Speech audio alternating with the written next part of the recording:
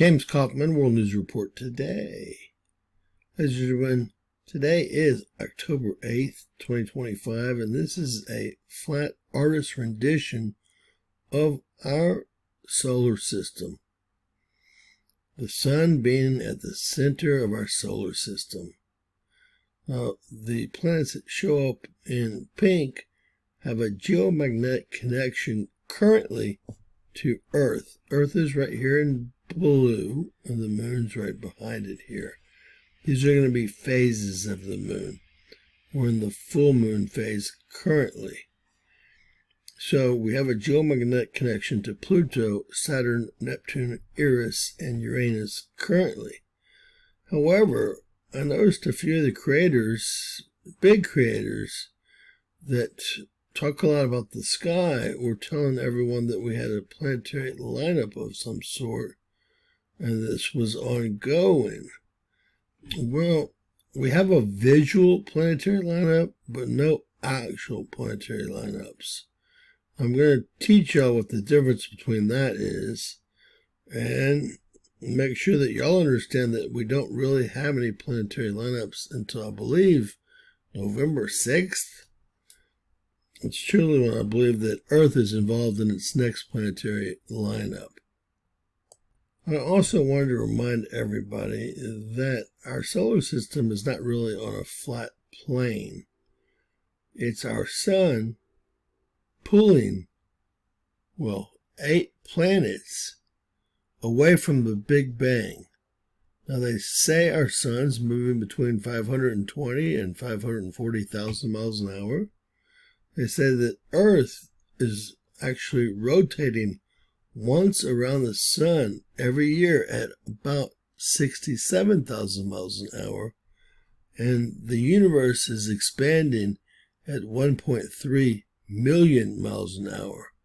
Now, that's a little hard to understand, but we do know that our star is supposedly moving away from the Big Bang at 530,000 miles an hour, and Earth is rotating one time around our star every year at right under 67,000 miles an hour, and we all know that it spins 360 degrees each day, right?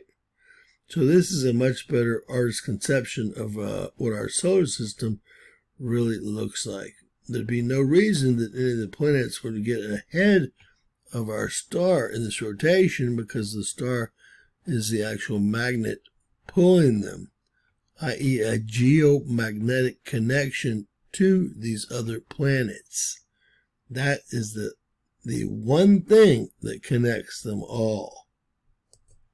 All right, I came over here because we had actually mentioned 2 lineups that were going to happen, and during those lineups we had 2 very large earthquakes, an 8.8, I believe, one of the top 5 biggest earthquakes ever recorded, and a 7.7. Was it a 7.7? I believe it was. And those lineups happened earlier this month, or really last month. But I knew that there wasn't any lineups coming up anytime soon, so I wanted to take a look at where the planets were. Now, I believe that the gentleman I'm speaking of is getting a visual lineup confused with a planetary lineup, because if you're on the dark side of the nighttime side of Earth here, you're able to look at these planets here. You can see the moon here. You might be able to see Eris, I doubt it, and you can see Uranus. So it looks like planets are lined up behind you, when in fact they're not at all lined up in any way. Now again, we did have a lineup not too long ago, last month, and during the days of the lineup, we did have large earthquake activity. Not regular, we're supposed to have solar activity and earthquake activity during those time periods, per a very famous RCA study from 1948. Now, right now, there are no planetary lineups that include Earth. This is not a lineup, okay? And I want y'all to remember, for a real lineup, the moon and the sun need to be involved. There are no lineups whatsoever in our entire solar system right now. Some might try to make this into a lineup, but this is not going to cut it, folks.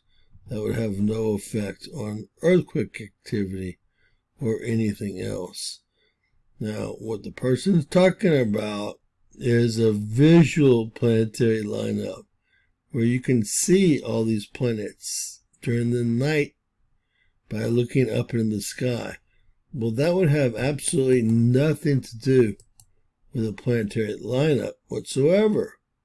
So I want to let y'all know there is no planetary lineups whatsoever until, I believe, around the 6th or 7th of November. And you'll see our moon come around here. And it really does not line up. I don't believe it lines up until we get to right there. Maybe the 6th or 7th of November. And it really needs to be the 7th. We just can't go any further. And then, in fact, we would have a lineup. It would be a perfect lineup. And it will happen on the, 7th of November. So the 7th of November is really the next time we should have a huge lineup planetarily here with just Uranus, the Sun, and Earth. And hey, by then we'll see what happens. So remember, to have a true planetary lineup, the Sun must be involved, Earth must be involved, and the Moon must be on the inside between Earth and the Sun, or on the outside between Earth and another planet. And there's nothing that looks like that. This is a visual planetary lineup. In other words, you can see them and they look lined up in the sky, but they're nowhere near lined up. Now, with that said, we're actually on the side of our solar system where we do have that geomagnetic connection to Pluto, Saturn, Ceres, Neptune, Eris, Uranus, and Mercury will be coming around, and we'll probably catch Jupiter.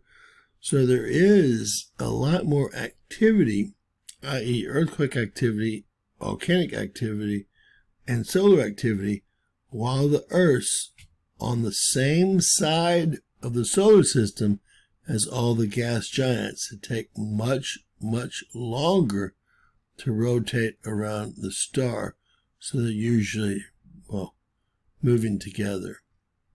With that said, no planetary lineups whatsoever.